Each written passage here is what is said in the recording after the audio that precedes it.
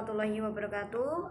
Hamdan syukurillah yang terhormat kepada Ibu Isnaini Khairotunimah MPD selaku dosen pengampu mata kuliah materi akidah MTS MA, dan juga kepada teman-teman dari program studi pendidikan agama Islam semester 3 yang insya Allah kita semua dirahmati oleh Allah Subhanahu wa Ta'ala. Amin amin ya rabbal alamin. Pada kesempatan kali ini, dalam rangka memenuhi tugas ujian akhir semester, perkenalkan saya Lila Putri Rahmawati menyampaikan hasil diskusi dari kelompok kami, yaitu kelompok 1 tentang rukun Islam, serta hasil penelitian dari kelompok kami, yaitu pendidikan PAI dengan materi akidah akhlak dalam pencegahan bullying siswa sekolah dasar. Baik teman-teman, langsung saja ke materi pertama, yaitu rukun Islam. Pasti kita sebagai umat muslim sudah tahu ya apa itu rukun Islam. Bisa diibaratkan sebagai pondasi atau landasan dalam kehidupan kita. Yang pertama yaitu pengertian rukun Islam. Rukun secara bahasa adalah bagian sesuatu yang terkuat, secara istilah adalah bagian dari sesuatu yang tidak dapat mencapai hakikatnya kecuali dengan tujuan tersebut. Islam secara bahasa adalah pasrah dan patuh, secara istilah adalah tunduk dan patuh sesuai hukum-hukum syariat. Nah, rukun Islam ini ada 5 ya teman-teman. Ini tadi baru pengertian rukun Islam. Rukun Islam yang pertama yaitu syahadat. Apa sih itu syahadat? Syahadat berasal dari bahasa Arab dengan akar kata syahida yashhadu syahadatan, dengan arti kesaksian, bersaksi. Sedangkan menurut istilah, syahadat ialah ungkapan, janji, dan sumpah umat yang beriman kepada Allah dan Rasulnya dengan yang satu, yaitu memberikan diri dalam hati, membenarkan diri dalam hati. Jadi kita yakini bahwa kita yakin bahwa kita ini orang muslim, yaitu bisa membaca syahadat ini. Yang kedua, diakui dengan lisan. 3, meyakinkan dengan kelakuan. Jadi kita sebagai orang Islam, kita harus ada tindakan bahwa kita ini orang Islam, seperti itu. Terus lanjut, rukun Islam kedua yaitu sholat. Sholat ini adalah tiangnya agama ya teman-teman. Sholat menurut bahasa adalah berdoa atau mengagungkan ucapan-ucapan atau perbuatan yang diawali dengan takbiratul ihram dan diakhiri dengan salam. Ucapan-ucapan yang dimaksud di sini adalah bacaan-bacaan Al-Quran, takbir, tasbih, tasmih, dan doa. Sudah paham ya teman-teman. Terus lanjut, rukun Islam ketiga, zakat. Zakat adalah jumlah harta tertentu yang wajib dikeluarkan oleh orang yang beragama Islam dan diberikan kepada golongan yang berhak menerimanya, fakir, miskin, dan sebagainya, menurut ketentuan yang telah ditetapkan oleh syariat. Zakat ini ada banyak ya teman-teman. Yang dimasukkan di sini biasanya zakat itu zakat fitrah, zakat mal. Selanjutnya rukun Islam yang keempat yaitu puasa. Puasa dalam bahasa Arab dan Al-Quran, puasa disebut saum atau siam, yang berarti menahan diri dari sesuatu dan meninggalkan sesuatu atau mengendalikan diri. Lanjut, rukun Islam yang kelima, haji. Arti kata haji berasal dari bahasa Arab haja yahuju hujan, yang berarti qasada, yakni bermaksud atau berkunjung. Sedangkan dalam istilah agama, haji adalah sengaja berkunjung ke Baitullah Al-Haram, Ka'bah, di Makkah Al-Mukarramah untuk melakukan serangkaian amalan yang telah diatur dan ditetapkan oleh Allah sebagai ibadah dan persembahan dari hamba kepada Tuhannya. Jadi ini haji ini biasanya kita ketahui bagi yang mampu ya, bukan berarti mampu dalam fisik, namun mampu dalam jiwanya juga, seperti itu. Lanjut, orang yang mampu menjalankan rukun Islam yang pertama balik atau cukup umur biasanya ya, dia sudah mampu menjalankan rukun Islam. Yang kedua mumayyiz, dan yang ketiga berakal, berarti atau tidak gila ya. Lanjut, yaitu hasil penelitian dari kelompok kami, pendidikan PAI dengan materi akidah akhlak dalam pencegahan bullying siswa sekolah dasar.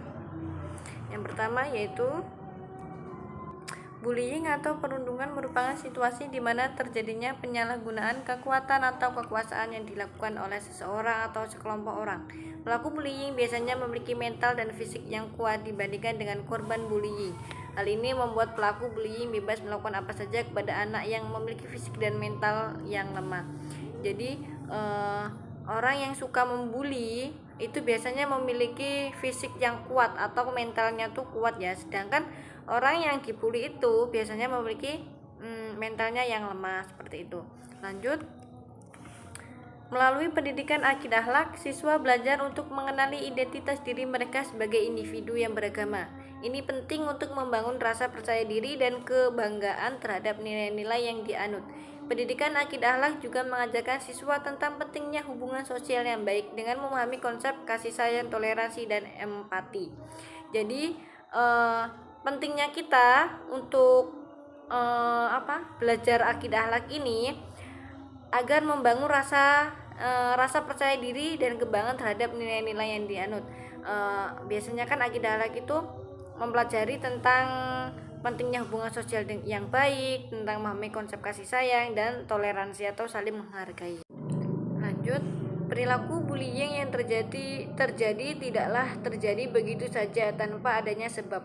Banyak faktor yang dapat melatar belakangi siswa melakukan tindakan bullying, baik faktor yang berasal dari diri sendiri maupun berasal dari luar siswa itu sendiri.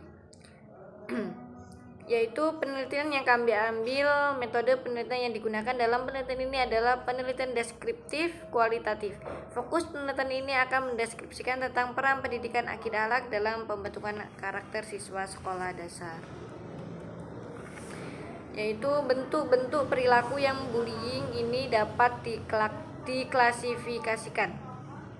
Yaitu pertama, bullying fisik yang mudah dikenali karena melibatkan kontak fisik langsung antara pelaku dan korban, ditemukan dalam beberapa bentuk termasuk memukul, menendang, melakukan sliding, serta menarik hijab. Biasanya hal ini tuh dilakukan ketika kita sedang bercanda seperti itu ya teman-teman. Namun kalau sudah melakukan beberapa bentuk termasuk pukulan, menendang, sliding itu sudah termasuk bullying ya. Selanjutnya yaitu bullying verbal. Bullying verbal merupakan jenis bullying yang dapat terdeteksi oleh indera pendengar. Biasanya itu ini tuh mengecek nama orang tua atau memanggil namanya bukan sebutan namanya, atau manggilnya tuh nama sembarang seperti itu. Terus yang ketiga, bullying nonverbal atau langsung. Bullying nonverbal langsung merupakan jenis bullying yang dapat berupa tindakan pemberi ancaman dengan ekspresi wajah yang terkesan merendahkan dan biasanya disertai bullying fisik atau verbal. Nah, bullying ini biasanya berupa ancaman ya, atau seperti ngancam. Misalnya kita tuh ada masalah sama orang, terus orang itu ngancam kita, kalau hari ini kamu nggak mau temui saya, seperti itu biasanya ya, biasanya seperti itu. Lanjut, bullying nonverbal atau tidak langsung. Bullying nonverbal tidak langsung merupakan jenis bullying yang biasanya dilakukan dengan tindakan mendiamkan seseorang, sengaja mengucilkan dan mengabaikan. Ini biasanya diam tapi mengucilkan seperti itu. Lanjut, penyebab terjadinya bullying. Faktor keluarga, faktor sekolah, media massa, faktor teman sebaya. Faktor keluarga ini sangat berpengaruh ya teman-teman. Soalnya kita itu di rumah enggak 24 jam juga. Jadi kita enggak harus di luar sekolah juga gitu loh. Kita 24 jam enggak di rumah, 24 jam juga tidak di sekolah. Jadi faktor keluarga ini sangat berpengaruh. Misalnya keluarganya itu lagi enggak baik-baik saja, terus timbal baliknya ke anak, dan anak pun itu akan memiliki mental yang kuat seperti itu. Yang kedua, faktor sekolah. Nah, pergaulan sekolah ini juga sangat mempengaruhi. Yang ketiga, media massa. Media massa ini dari masa ke masa, seperti ya media massa ini contohnya HP lah ya, seperti itu. Faktor teman sebaya sangat berpengaruh terjadinya bullying. Lanjut, kesimpulan.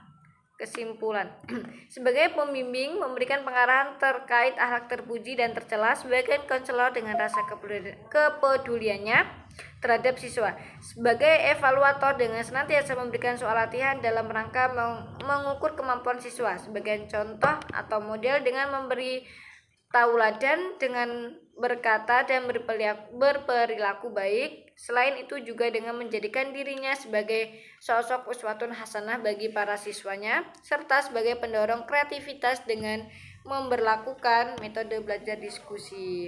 Sekian teman-teman, itulah penjelasan dari saya. Mohon maaf jika masih banyak belibet atau kata-kata yang salah. Saya mohon maaf. Kepada Allah saya mohon maaf. Dadah, see you.